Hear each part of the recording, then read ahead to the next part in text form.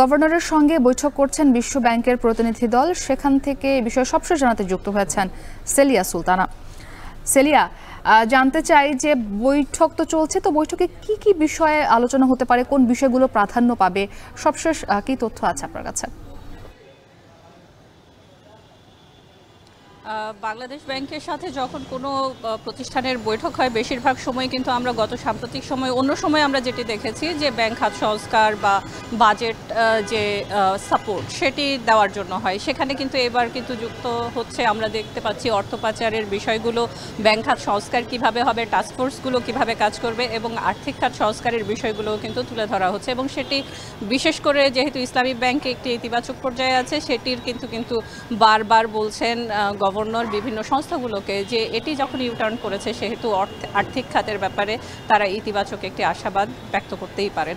তবে এখানে যে $2 বিলিয়ন কথা আপনি বলবেন, তা এছাড়া কিন্তু $1 বিলিয়ন আর্থিক খাত সংস্কারের জন্য দেওয়া হচ্ছে। সেখানে টাস্কফোর্সের মাধ্যমে এই ব্যাংকগুলোকে কিভাবে আবার পুনরুত্থান করা যায়, আবার ফিরিয়ে নিয়ে আসা যায়, সেটি যেমন সে বিষয়গুলো থাকবে।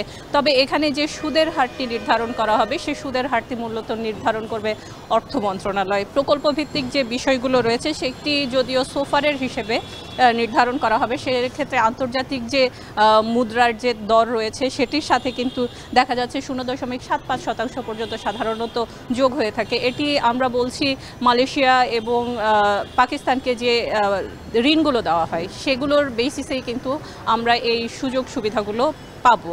তবে সেটি কিন্তু শেষ পর্যন্ত নির্ধারণ করবে অর্থ মন্ত্রণালয়ের সাথে বৈঠকের পর। তবে এই যে ব্যাংক খাত সংস্কারের যে অর্থ, সেটি আসলে টেকনোলজিক্যাল যে সাপোর্টগুলো দেওয়া সে বিষয়গুলো যেমন গুরুত্ব পাবে, ঠিক একইভাবে কিন্তু অবকাঠামোগত বিশেষ করে যে পরিচালনা পর্ষদের কাঠামোগুলো পরিবর্তন করা হচ্ছে, সেখানে কোনো ধরনের সহায়তা দেওয়া হবে কি না এই ঋণ থেকে, বিশেষ করে যেহেতু ব্যাংকগুলো তারল্য সংকটে আছে। যে বিশেষ করে যে গত আমরা 1.5 মাসে দেখেছি যে 11টি ব্যাংক এবং একটি আর্থিক সংস্থা, সব মিলে 11টি, তাদেরকে এখান থেকে কোনো অর্থ তারল্য হিসেবে দেওয়া হবে কিনা, ঋণ দেওয়া হবে কিনা, সেটি কিন্তু কিছু বিষয় রয়েছে যেগুলো আসলে পরিষ্কার হওয়া দরকার। সেজন্যই মূলত এই বৈঠকগুলো অনুষ্ঠিত হচ্ছে। এবং সেখানে যদি বাজেটের ক্ষেত্রে যে সাপোর্টগুলো দেওয়া হয় বাংলাদেশ ব্যাংকের সাথে যখন তারা বসেন, সেখানে কিন্তু শুধুমাত্র পলিসি রেটের অংশটুকুই থাকে। তবে প্রকল্প ভিত্তিক যে জায়গাগুলো রয়েছে সেগুলো তো দেখছি আমরা যে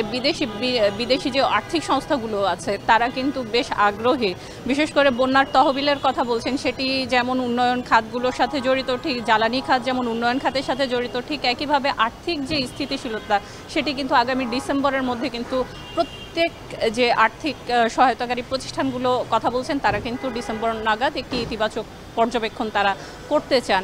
এক্ষেত্রে কিন্তু আমরা দেখেছি IMF-এর সাথে যে $3 বিলিয়ন যে ঋণ বাড়ানোর বিষয়টি রয়েছে, সেখানেও কিন্তু এই বিষয়গুলো চলে আসছে।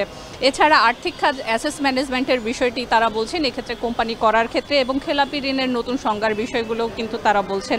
আর নতুন গঠিত যে টাস্কফোর্স রয়েছে, আপনারা জানেন যে ব্যাংকিং কমিশনের কথা বলা হচ্ছিল, তবে ব্যাংকিং কমিশন যখন পরামর্শ দেয় সেটি বাস্তবায়নের জন্য আবার নতুন করে একটি দীর্ঘমেয়াদী প্রক্রিয়ার মধ্যে দিয়ে যেতে হয়। সেক্ষেত্রে যে টাস্কফোর্সগুলো গঠন করা হয়েছে অর্থ মন্ত্রণালয় এবং বিশেষ করে এই অন্তর্বর্তীকালীন সরকারের সময় আর্থিক খাত পুনরুদ্ধারের জন্য এবং বাংলাদেশ ব্যাংকের থেকেও যে টাস্কফোর্স গঠন করা হয়েছে, এগুলো যে যত দ্রুত আসলে এই রিপোর্টগুলো জমা দিতে পারবেন তারই ভিত্তিতে কিন্তু আমরা সামনে যে IMF-এর যে মিটিং রয়েছে এবং ডিসেম্বর নাগাদ আমরা কিন্তু এই বিষয়গুলো একটি ইতিবাচক জায়গা দেখাতে পারবো, এমনটি কিন্তু আশাবাদ ব্যক্ত করেছেন গভর্নর। এখন পর্যন্ত মিটিং চলছে, আমরা হয়তো শেষ পর্যন্ত আজকে বিষয়গুলো কি শেষ পর্যন্ত আসলে ফয়সালা হলো সেই জিনিসগুলো হয়তো আগামী 1 ঘন্টা পর আবার জানাতে পারবো।